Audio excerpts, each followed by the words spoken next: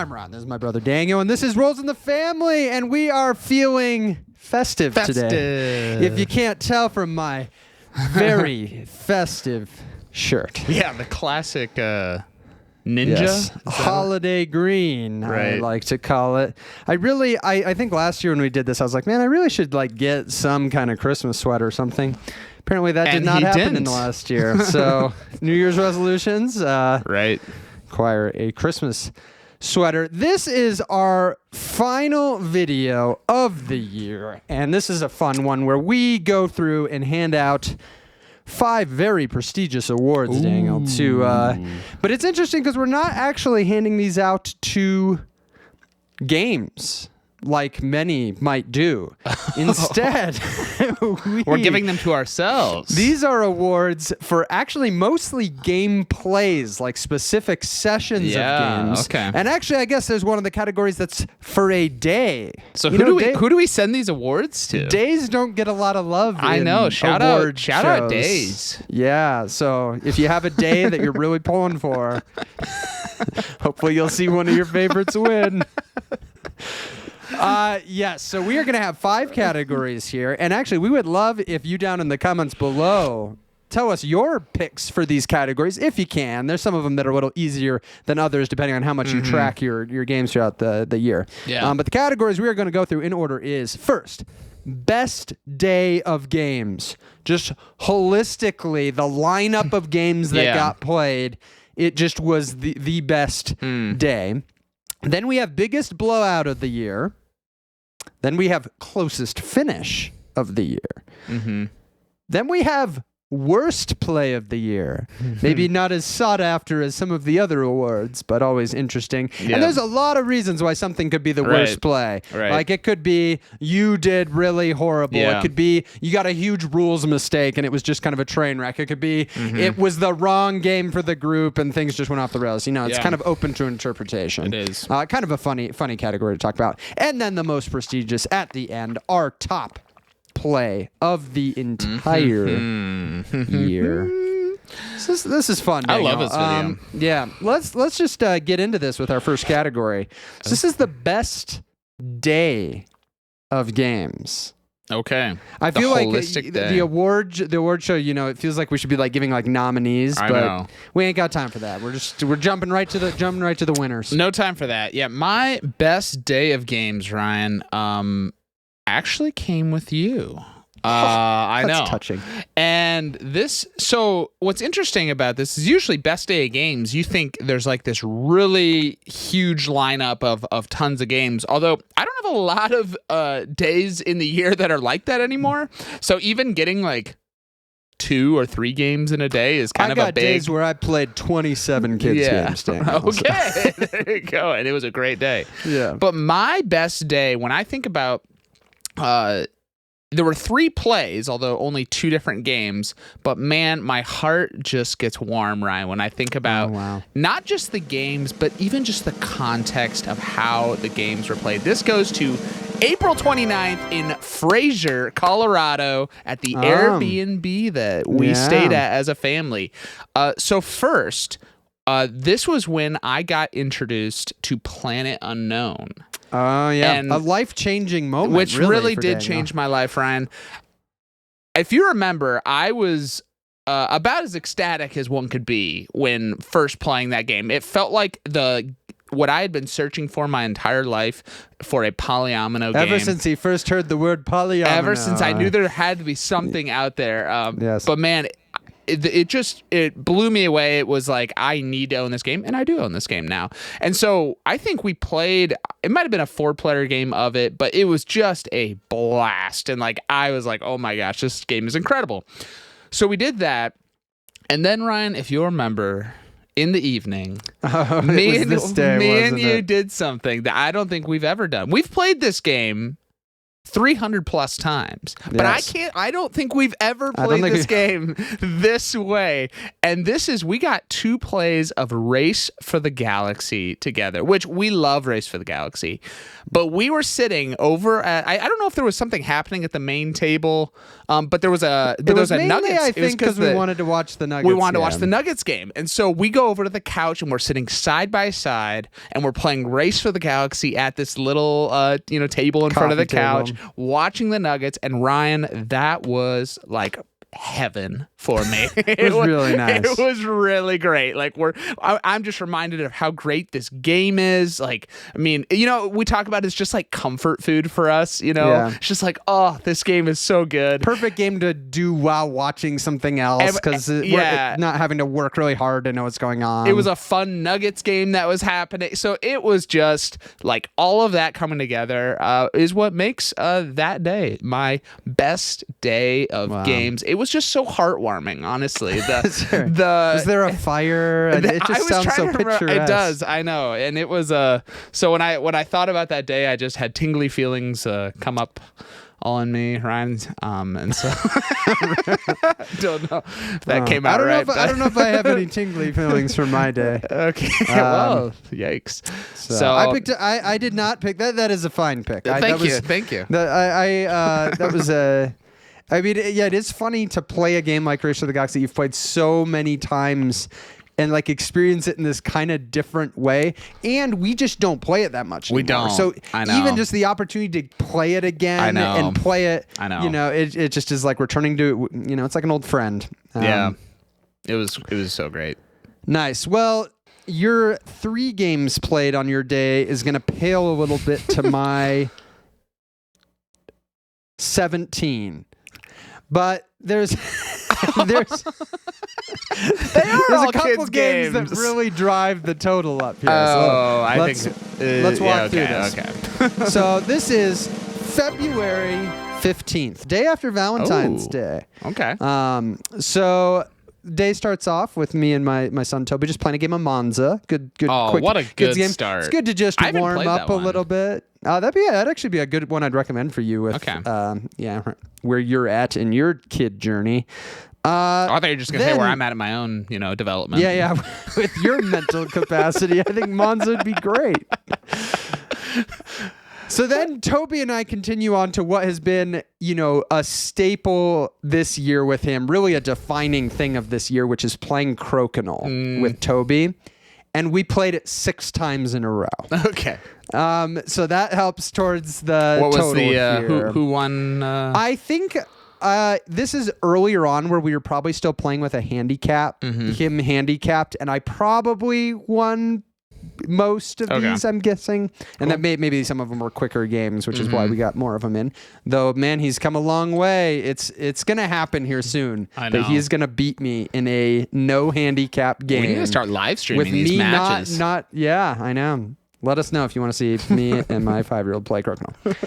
So that's a good start to the day. But then I had some friends over and we played 4-player Agricola. Oh, right. I mean, you could just stop there. That's an anchor for a great day. You could just stop there. And it was a good game. I didn't actually win. A friend of mine won the game, but I love just playing. It was, I think, all people who had at least played it once before, and just man, gotta love getting a good solid game of Agricola to the table. Mm-hmm.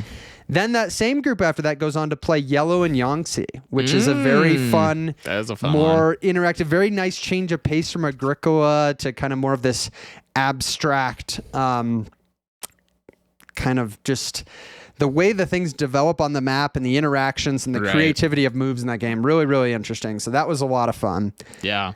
Then I think one of the friends left, got the kids down to bed, and my wife then joined to make a new group of 4, and we played Cartographers, which is a game that it is still my favorite kind of flip and right, roll and right style game. So got to play a game of Cartographers, and then that same group of 4 finished off the night with really what is one of the best, like we're all kind of wiped, but we just kind of sit around and hang out and, laugh and talk. And we played Strike. 7 times in a row. Okay. And I think part of the reason it got played 7 times is our sister was one of the ones in this game. And I think we were only going to play like 1 or 2 and they were going to leave because it was pretty late. And she made comment about, well, we can't leave until I win a game. And then we were laughing so hard because every time Caitlin would get anywhere close to winning, the wheels would just fall off and somehow she would lose. And so then we're like having to play. It became almost this thing of like, we're going to be here all night trying to get her win. That's funny. I think she did win the 7th Did she get the last game. one? Okay. I think she did win the 7th Congrats, game. Caitlin. So holistically, just a fine day of games there. Got kind of the start with the kids games, really the Crokinole, which is the favorite game that I've been playing with my son. Then got like a really solid, heavier game segment, and then wrapped it up with some really nice stuff at the end. That so day, February 15th. Yeah. The epitome of rolls in the family. I mean, yeah, like we rolled in the family. You hit it all across the... Monza has dice. I was rolling with my family. Nice. I guess and Strike has dice. The rest of those do not have dice. Wow. Very nice. Daniel, I'd like to hear this one. Dig back in the stats and let's see what our winners are of biggest blowout of the year. Yeah. Which is sometimes a little tricky to figure out because it's like relative in different games. It is, right. What a score spread means or like. Right. So sometimes you have to kind of just feel like what was really the most impactful blowout. Right. Yeah. So biggest blowout of the year comes to a game that I got this year. I think this actually might have been my first play of this game with my wife. And biggest blowout of the year is going to go to the Veil of Eternity, where now what's amazing is that Kaylee has been willing to play this game again since this first play because it always hurts when that's the first experience. Our first play was a score of 77-32, and it was just one of those where I loved the game. I was having a great time. This game's amazing. I was having a great time. But one that, when you think about just biggest blowout, it's one that, sometimes, there's a blowout and see, here's the hard thing in board games, Ryan, is because, you obviously want to win and winning big feels great. But then there's also the line of you win so big that now you're concerned. Your wife will never play this game about with the you enjoyment of the other the other person. It reminds me honestly of a blowout the other way back in college where Kaylee, we were playing Stone Age, and I'm still to this day convinced she cheated. Because that's how badly she beat. It was multiple times around the score track. It was track. Me in Grand Austria Hotel. You were confirmed cheating in that one. So, but anyways, not a flashy play, just a fun game. We've played primarily 2-player, but man, it was a. Was the writing on the wall pretty early? Yeah, this was one because it's one of those games where it's all about finding good combos. You're drafting these cards, and I just remember I got into a combo that I was just hammering over and over and over again, and so it was clear pretty early. And I can't remember how much of it was it. I haven't played this game enough to know, was my score above average or was her score below average? Yeah. And unfortunately, I think it might have been the latter. So, but it happens. But a fine game. Yeah, I really enjoyed my plays of Veil of Eternity, actually. Yeah. That's still one that I could see. It's one especially, if Toby gets old enough to read, it opens up a lot of games. That's a game I could see myself being pretty interested in because I really did enjoy it. Feels like it hits a kind of a nice niche of it's light enough. It's light enough where it can kind of fit in these smaller, spaces, but yet still has some really fun strategy of building combos and stuff like that. Totally. So, yeah. Nice. Well, unlike you, I was not on the favorable side of my biggest blowout of the year. Unfortunately, I was actually in this 3-player game dead last. I'm a big contributor to why this is we are about honesty biggest here blowout. at Rolls in the Family. Even at our detriment. I have to admit that this was not close. This is a great game. And this actually, I will say, is a game that lends itself to blowouts. Like, it's one of the only games I have that I warn people going in. The spread might be really big at the end. Like, don't let that bother you. It's a little bit of the nature of the game. This is Lorenzo Il Magnifico, which is such an engine building game. Yeah. Like, if you like engine building and have not played Lorenzo Il Magnifico, what are you doing? Don't let the cover deter you. It's one of the best. But this game, because of that, if someone gets their engine rolling, I mean, the gap often just keeps continues to separate. Yeah. I have a friend who's very good at this game. Thank you. And yes, he knows who he is if he's watching this. Yeah, sorry, you were not in this game. Okay. And at the end of this game, he finished with 177 points, which I think is a pretty good score in Lorenzo. My other friend in second place had 102. So we've got a 75-point gap to second place. Yeah, that's already like a 40%. And then I have 88, which, if you remember the first score, 177, is just less than half. Wow, Ryan. Every move he was making was over twice as effective as yours. We took the same amount of actions, and I reaped half. Well, unless did he have the special little brown pawn that can... That's actually a good question. Because then he took more actions. He might have. Yikes. Because that is something that's great about this game is the wild, different... If you have the Houses of Renaissance expansion, which fortunately when I got my version of the game, they had the big box, which fortunately is not very big. It's like the same size as the normal box, but it includes the expansions, which is really nice. I don't know if they sell that edition anymore, which is too bad, because the expansion is absolutely phenomenal.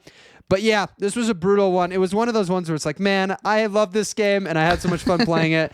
But at no point during this game did I, like, so quickly it was evident that I was not going to be in contention. Yeah, what was your strategy, Ryan? What were you going for? You know, this was back, let's see, in July. So the details, escape me a little bit. Maybe I pushed it out of my memory to avoid it. But still such a great game. Yeah. And that's part of why I like to set the expectations for people, is because even if the spread's big, you can still have so much fun playing it. Right.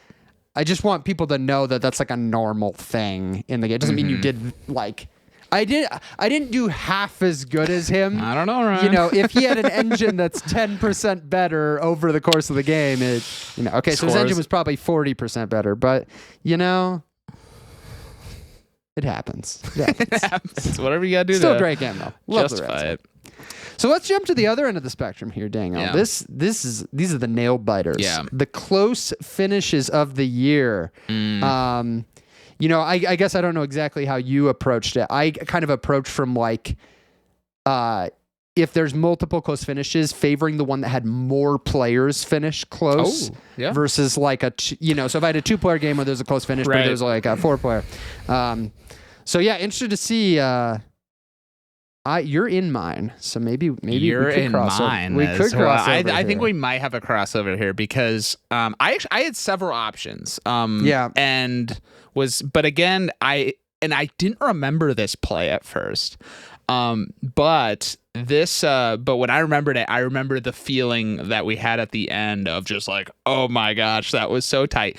And this actually comes the day before my best day of games. Man, that was a heck of a trip. I'm taking us back to Fraser, Colorado, the Airbnb, where we got a 4-player game of Clank Catacombs. And now, what's ironic, Ryan, is if the 4-player game, I think it was us two, our older brother, and my wife, Kaylee. Unfortunately, Kaylee was not in the running for closest finish here. Yeah, this is one of the rare plays. This could have also been biggest blowout. This is one of the rare plays that could win biggest blowout and closest finish. Because unfortunately, she was I think about exactly half of the rest of our scores. Which, in her defense, Clank Catacombs, if you don't make it back, like if you don't get out, or you're gonna have there's a very big swing in points. Yeah, But we get to the finish, Ryan, and we start revealing the scores, and our older brother, John, has 133. I have 133. And to my chagrin, Ryan has 134. And so it was one of the... And I think this was also our first time playing this one. At least I think my had played I think it. you had played it, but I know for our brother and for me and my wife, this was our first time. And so again, total blast. And it was just like to come down to a finish like that. It was pretty epic. So that is going to be my winner of closest finish and runner up for biggest blowout. Up. There you go. Sorry, Kaylee. It is indeed also my closest finish of the year. It's hard to beat 134, 133, 133. Yeah. Yeah, and this was... It was a kind of a weird game because it was one of those ones where we're at the, this Airbnb, the kids are off playing or being, doing things with other adults, and we have a window to play this game. I know. I remember the last 20 minutes of this game. It was chaos, wasn't it? The kids returned. Your wife then had your son, baby in hand, and she had some distractions. Yeah, she had and it just was like, oh my gosh, can we just get through this with the chaos happening? It was chaos around us. It was a little bit of a stressful finish to this game, but then the nature of the scoring in Clank Catacombs, you get points from a number of different things, so you don't really have a great idea of who's winning. So when all three of us got out, it's like, okay, but who knows how many points people have in their deck. And I feel like one of us had it was amazing that we actually got out. I can't remember if it was John, made some run at the end. Yeah, and, I think you're right. And it got out, but someone had an incredible push at the end to get out. Yeah. So yeah, then just in the chaos around us, adding up those scores, and I remember I was punching them into the app, and I'm seeing it's summing everything up, and I'm like, oh boy, this is close. And it was it was one of those things where we did it in different ways. So one of us did really well in some area, and one of us did in another area. So yeah, very fun, close finish. We give Kaylee the benefit of the doubt that she had to finish the last half hour of the game with a crying child in her arms. That doesn't help. I looking over at her at that point in the game, I think her brain had shifted to anything to get this game done. Yeah. Mindset, no, not optimal. I understand that. She may have died Ryan, in the catacombs. that trip was pretty impactful in my board game journey. I mean, I ended up getting Planet Unknown. I ended up getting Clank Catacombs. I'm trying to think, did you have Faraway at that point? I'm trying to remember the first time I played that one, because I know I've gotten that one since as well. I don't think we played it on that trip. Maybe not, but yeah, that was pretty nice. Pretty great. Same closest finish. Very cool. Yeah. Well, Daniel, this is the one that's most open to kind of interpretation, because closest finish, biggest blowout is pretty data driven. Yes. Worst play of the year. This is all subjective. What makes it the worst play of the year? Yeah. And was it because the other person on this video, caused it to be the worst play of the year? You were not in my worst play of the year, actually. Yeah. You weren't in mine either. So. Good. There you Solidarity go. here on the channel. Yeah. For me, I find oftentimes worst play goes to your expectations of a game and then what actually happens. And this really is the case with this one, because this was actually my only play of this game this year, and it's one that I really want to get to the table again. But my worst play of the year is going to go to Cthulhu Death May Die. Wow, really? This is all the way back in January, and it was the perfect setup. I mean, I had 4 of my key board gaming people over. We had actually just played a game of Heat Pedal to the Metal, which was really fun. And then we were going to finish with this game. And it had been a while since I had played this one. And so but the game actually is not a super complex game. Yeah. And so I was doing some refreshing and stuff, and we're playing, and as we're going, man, it just seems really easy. We are just rolling through the thing that I always prized this game was that it felt like the game was so good at just throwing you in the action, but always leading to a nice tension and a tense finish. And we just kind of were going through and rolling, and it just blowing through this. And so it didn't feel like it was any tension at all. We go all the way through. We end up, beating Cthulhu. And it was before we got to the very end, because, you're going through, and then eventually he comes out onto the map, and then then you have to like beat each of the levels. Well, I believe it was when he came out, I remembered, oh yeah, so now we got to go look at those cards to, see how much health that we have to do. Yeah. Well, it's in that moment that I realized, oh, there's a top card to him that should have been happening the whole time. Yeah. And so we're, 75% through the game, and I realize, oh my gosh, this is why the game was so easy. Yeah. We have been Cthulhu playing. wasn't doing anything. He wasn't doing anything, and this would have totally changed. And so to have the perfect opportunity, and because of a mess up on the rules side of thing, completely it just was. I felt so awful after the fact because I'm like, and. We ended up having a fine finish and we won, but a huge asterisk on the game, and so that it was so disappointing. So and that was how the day finished, and so it just was that was, and because I love this game, and so that was a rough one to have such a rules mistake. Because sometimes you can you can have a rules mistake. You're like, okay, maybe we can do that, but it was one of those. It's like, this should have been happening every turn the entire game. We can't fix this. So we're going to say that you guys are dead. We're going to roll a die, and one of us is going to die, and I don't even know. So that was pretty rough. And part of the reason why I want to get to the table again, to reconcile. That. Yeah, it does always make me wonder, how many of these, negative comments you see for games online are from people who played something fundamental wrong and never realized it, right?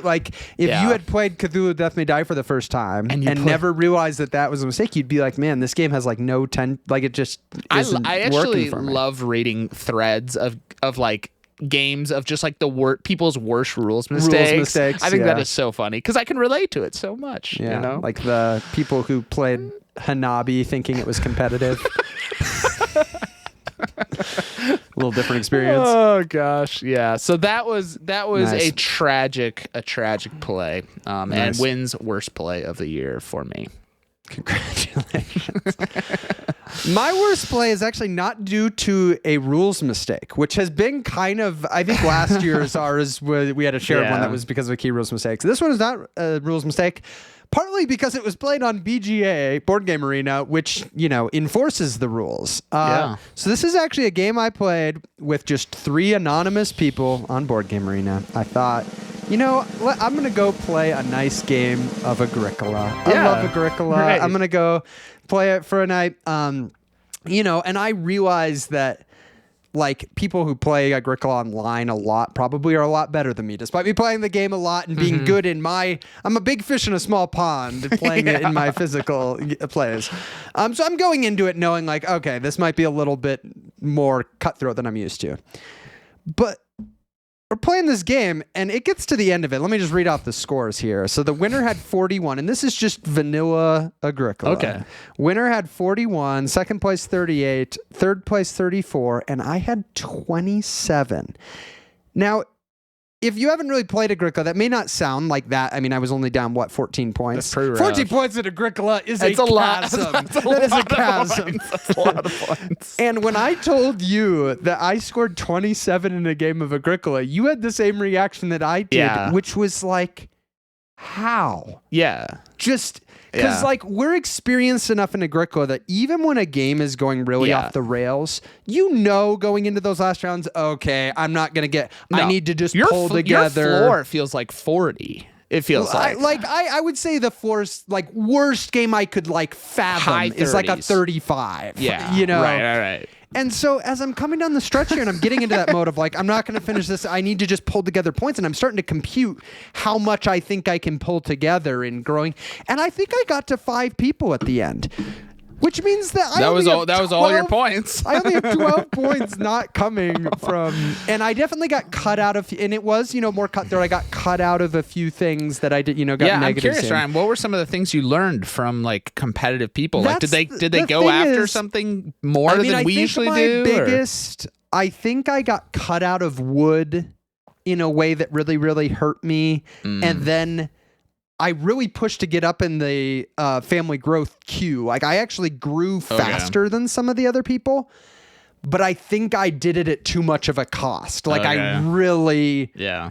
And it was my mindset of like, oh, it's almost always is better to get your family grown and then you can make up for it. Well, and because if you're not playing Farmers of the Moor, isn't Base Agricola, wood is actually, I think, a little tighter because you don't have like the fell trees. Yeah, you don't have fell trees. So, and it was a 4-player game, so there's a few wood spots. But I mean, I think more experienced Agricola players in a 4-player game like that, go after it. It's very cutthroat with the wood. And like wood can really, really hurt you with not being able to expand your house, not be able to build a pasture to start getting into the animal game or whatever it may be. So yeah, coming down the stretch in this, I just had this sinking feeling of not knowing where it went so wrong and just going like, because I didn't feel like there was like one thing I could point to that was like, oh, that's where everything...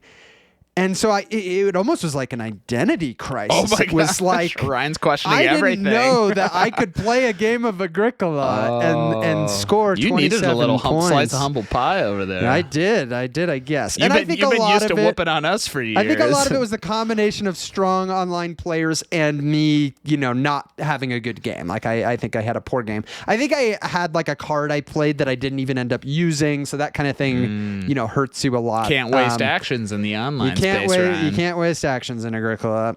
So I had to give it worst play of the year. I played it late at night and I was sent off to bed. You were laying awake all night. Just wondering what just happened. Sorry, I never thought Agricola would be worst play of the year, but there it is. Man, identity crisis over there. But let's get a little more positive here. I can't take this anymore.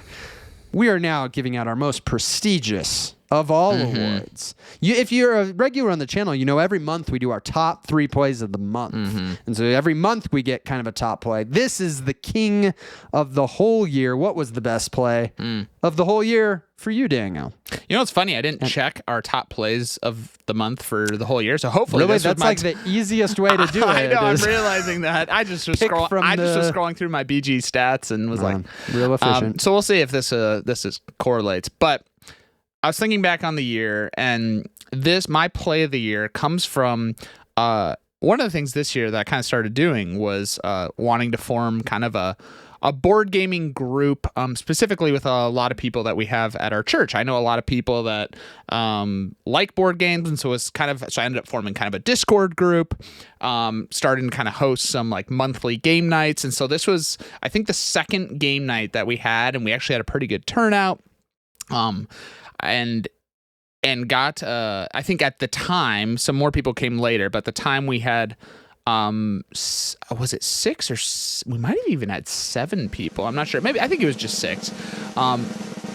But my play of the year goes to Heat Pedal to the Metal.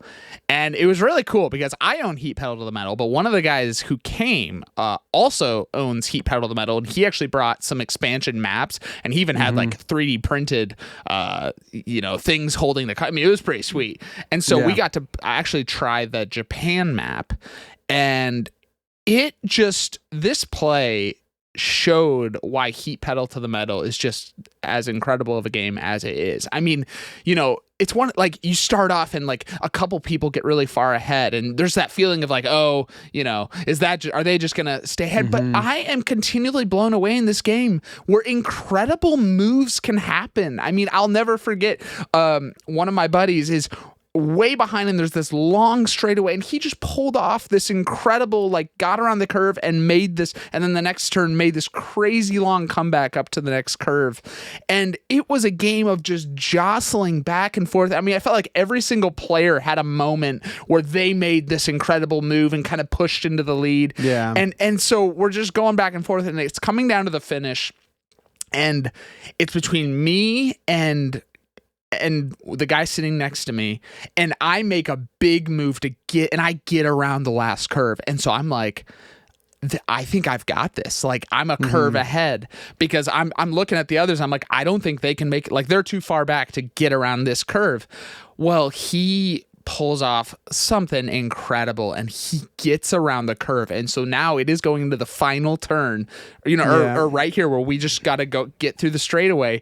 And the problem is he's one gear up from me, and I don't have the heat to get up to, because I used everything to get around the curve. And so he goes first, and he gets so far past the finish line. I'm like, oh my gosh, like oh yeah, that was the other thing. My hand was like all stress cards. I'm like, oh my gosh, I have no heat. I'm just full of stress cards. Go full Luke Skywalker. See what happens here on the what list. It was. So he crosses the finish line, and I drop it on the table, and everyone's laughing because they're like, oh my gosh. And so I calculate. I'm like, if I think I had 3 stress cards, and if I pull, 4-4, I think it was like 4-4-3. I would win. And so we flipped the first one. It's a 4. We flipped the second one. It's a 4. We flipped the third one. It's a 2. And I lose 1 space. One space because you heat. And you can't, you can't slipstream past the finish, and so I lose 1 space behind me. And everyone's standing at the table and watching the finish. It just was an incredible play of heat pedal to the metal. This really is turning out to be just one of my favorite games to play. I actually got to play it several times throughout this year, and it feels like every time I do, I'm just reminded of why it's my favorite racing game out there. So, best play of the year, 6-player game of Heat, pedal to the metal. When I tell you, a 6-player game of Heat, like if you didn't have Heat and had that same group of 6, there's not many games that are going to work well to give that kind of strategic, interactive experience as it. Another one in my collection I might look to is something like Planet Unknown, but that is a lot more work on your own puzzle. Like Heat hits this really nice niche of allowing big player groups. I can even play it up to 7 now with the expansion. Very interactive. And it's, you're looking at the same board. You're seeing it. You care about each other's moves. And that's just so rare in a high player count game like that. Fantastic game. Yeah.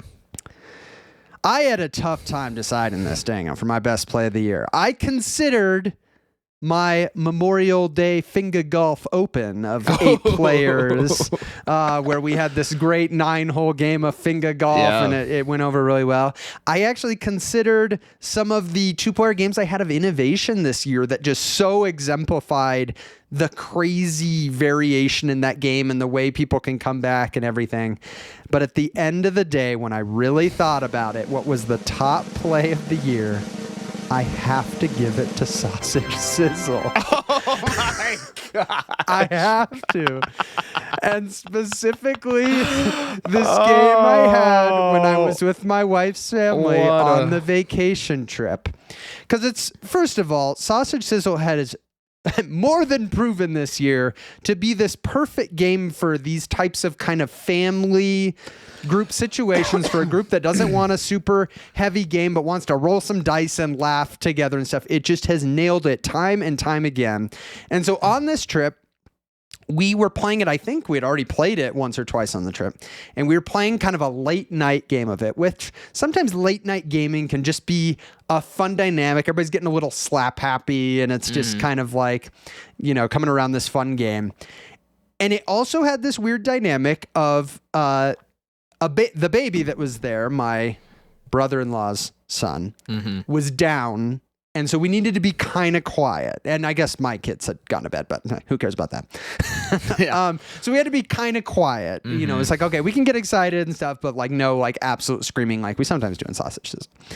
And so we play this game, and it's, got kind of back and forth. But I always love going into the final 2 rounds, letting everybody know where they are in the standings so people know if they need to kind of make a push for it, which is very fun to do in Sausage Sizzle. To really go for it, pushing your luck, rolling the dice.